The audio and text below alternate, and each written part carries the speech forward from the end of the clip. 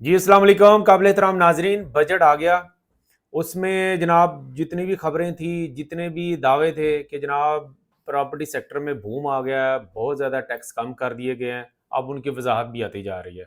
तो हमने पहले जो गलत फहमी ये दूर कर दें कि जनाब कोई ख़ास फ़र्क नहीं पड़ा, स्पेशली 5 करोड़ से कम जो डीसी रेट की प्रॉपर्टी है उस पे खातिर खा फ़र्क नहीं पड़ा, बल्कि एक बहुत बड़ा झटका दिया गया। उसकी वजाहत मैं वीडियो के आखिर में करूँगा।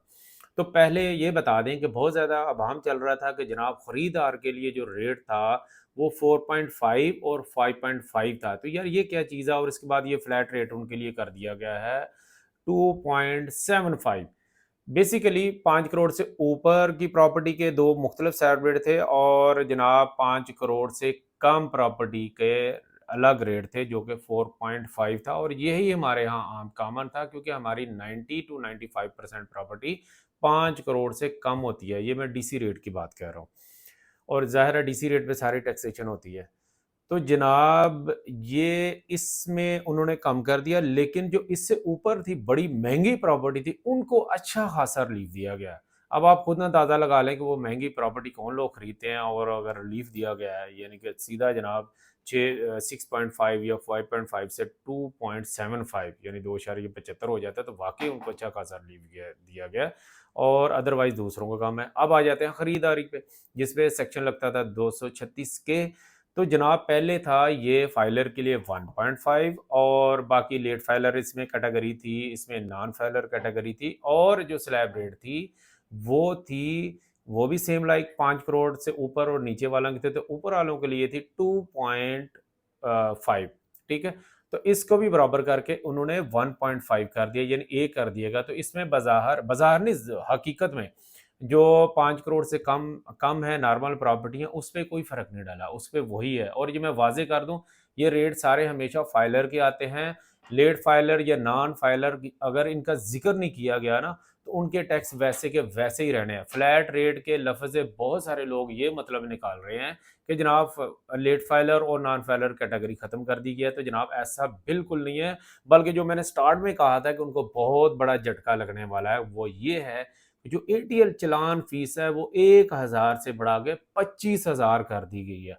आप अंदाज़ा करें कि अगर आप नए फाइलर हैं या किसी वजह से टैक्स रिटर्न आपने टाइम पे फाइल नहीं की, और जब आप फाइल करेंगे, हमारे ट्रेंड है तकरीबन, हमें भी 5-6 साल हो गए, 50 to 60% जो लोग हैं वो जनाब लेट फाइलिंग करते हैं। इवन जब वो कचहरी वगैरह में जाते हैं, जब वो वहाँ पे झटका लगता है ना कि भाई फाइलर होने पे तो इतना टैक्स है और नॉन फाइलर कितना, तो फिर कहते हैं चलें जनाब कितना खर्चा आएगा, 3,000 5,000, 1,000 गवर्नमेंट फीस, 3-4 हज़ार वकील की फीस, तो जनाब फाइलर हो जाते हैं।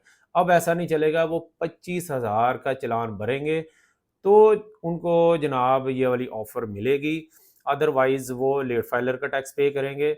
और नाज़रीन मैं ये भी बता दूँ आपको कि जो लोग रेगुलर फाइलिंग करते हैं वो हमेशा ही, हम भी इसको चीज़ को इनकरेज करते हैं, वो फ़ायदे में रहेंगे। तो आपने कोशिश करनी है कि अब भी अगर रजिस्टर्ड नहीं है तो अब फाइलर हो जाएँ, और साथ ही जैसे 2026 की रिटर्न फाइल होना शुरू हो जाएगी इंशाल्लाह जुलाई से, तो आपने वो भी टाइमली फाइल करनी है ताकि ये एटीएल चालान से बचे रहें।